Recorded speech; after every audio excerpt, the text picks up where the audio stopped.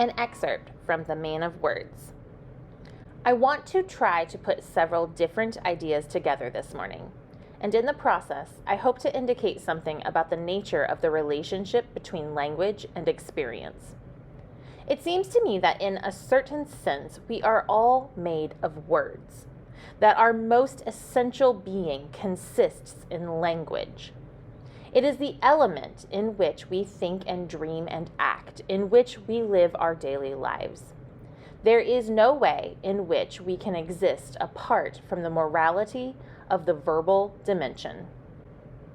In one of the discussions yesterday, the question, "What is an American Indian?" was raised.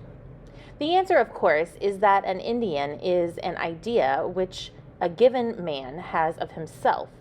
And it is a moral idea, for it accounts for the way in which he reacts to other men and to the world in general.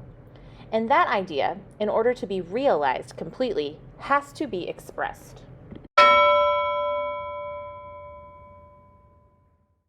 I want to say some things then about this moral and verbal dimension in which we live. I want to say something about such things as ecology and storytelling and the imagination. Let me tell you a story. One night, a strange thing happened. I had written the greater part of The Way to Rainy Mountain, all of it, in fact, except the epilogue. I had set down the last of the Kiowa tales, and I had composed both the historical and the autobiographical commentaries for it. I had the sense of being out of breath, of having said what it was in me to say on that subject. The manuscript lay before me in the bright light, small to be sure, but complete, or nearly so. I had written the second part of the two poems in which the book is framed. I had uttered the last word, as it were, and yet a whole, penultimate piece was missing. I began once again to write. During the first hours after midnight, on the morning of November 13th, 1833, it seemed that the world was coming to an end. Suddenly, the stillness of the night was broken. There were brilliant flashes of light in the sky, light of such intensity that people were awakened by it. With the speed and density of driving rain, stars were falling in the universe. Some were brighter than Venus. One was said to be as large as the moon. I went on to say that event, the falling of the stars on North America, that explosion of meteors which occurred 137 years ago, is among the earliest entries in the Kiowa calendars. So deeply impressed upon the imagination of the Kiowas is the old phenomenon that it is remembered still. It has become a part of the racial memory. The living memory, I wrote, and the verbal tradition that transcends it were brought together for me once and for all in the person of Kosan. It seemed eminently right for me to deal, after all, with that old woman. Kosan is among the most venerable people I have ever known. She spoke and sang to me one summer afternoon in Oklahoma. It was like a dream. When I was born, she was already old. She was a grown woman when my grandparents came into the world. She sat perfectly still, folded over on herself. She did not seem possible that so many years, a century of years, could be so complicated and distilled. Her voice shuddered, but it did not fail. Her songs were sad. An old whimsy, a delight in language and in remembrance, shone in her one good eye. She conjured up the past, imagining perfectly the long continuity of her being. She imagined the lovely young girl, wild and vital, she had been. She imagined the Sundance. There was an old woman. She had something on her back. The boys went out to sea. The old woman had a bag full of earth on her back. It was a certain kind of sandy earth. That is what they must have in the lodge. The dancers must dance upon the sandy earth. The old woman held a digging tool in her hand. She turned toward the south and pointed with her lips. It was like a kiss, and she began to sing. We have brought the earth. Now it is time to play. As old as I am, I still have the feeling of play. That was the beginning of the Sundance. By this time, I was back into the book, caught up completely in the act of writing. I had projected myself, imagined myself, out of the room and out of time. I was there with Kosan in the Oklahoma July. We laughed easily together. I felt that I had known her all my life, all of hers. I did not want to let her go, but I had come to the end. I set down, almost grudgingly, the last sentences. It was, all of this and more, a quest, a going forth upon the way of Rainy Mountain. Probably Kosan, too, is dead now.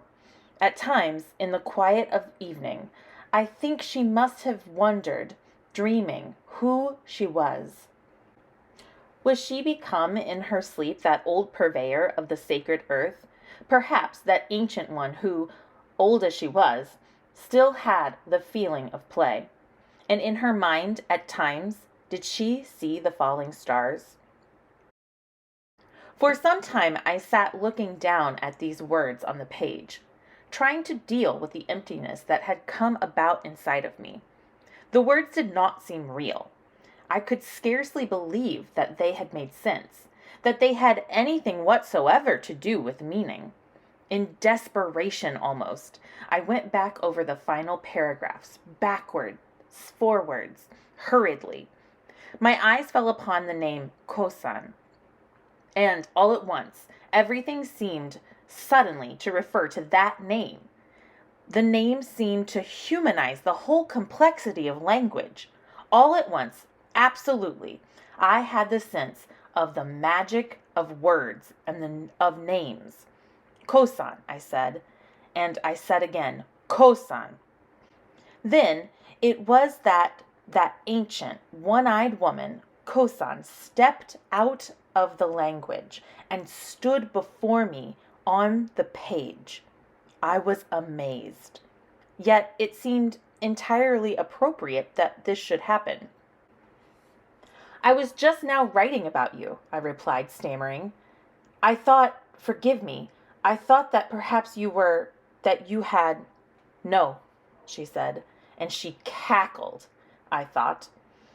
And she went on, you have imagined me well, and so I am. You have imagined that I dream, and so I do. I have seen the falling stars.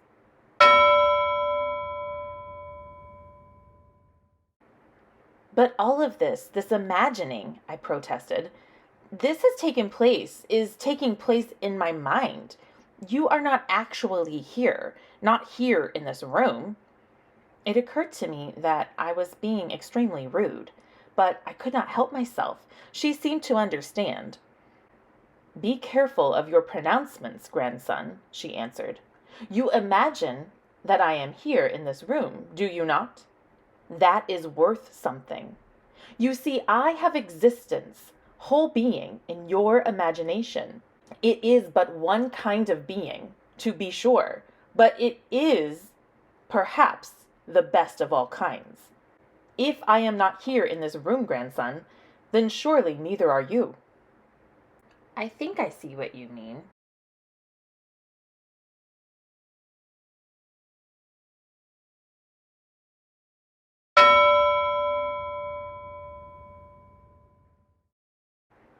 Tell me, grandmother, how old are you? I do not know, she replied. There are times when I think that I am the oldest woman on earth. You know the Kiowas come into the world through a hollow log.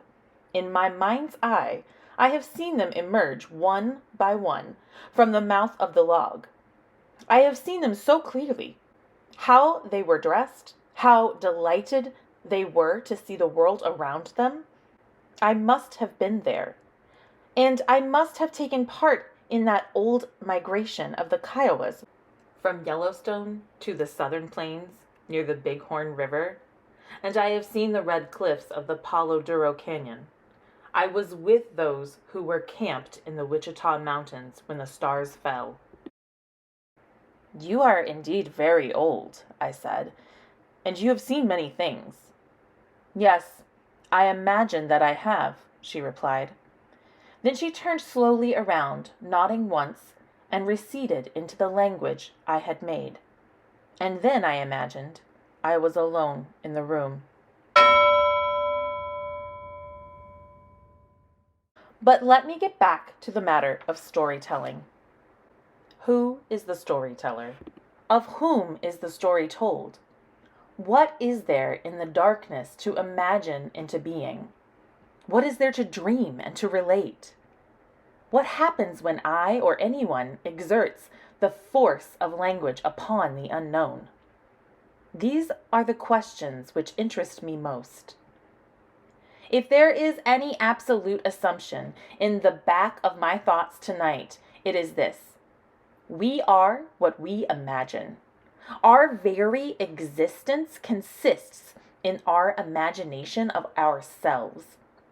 Our best destiny is to imagine, at least completely, who and what and that we are.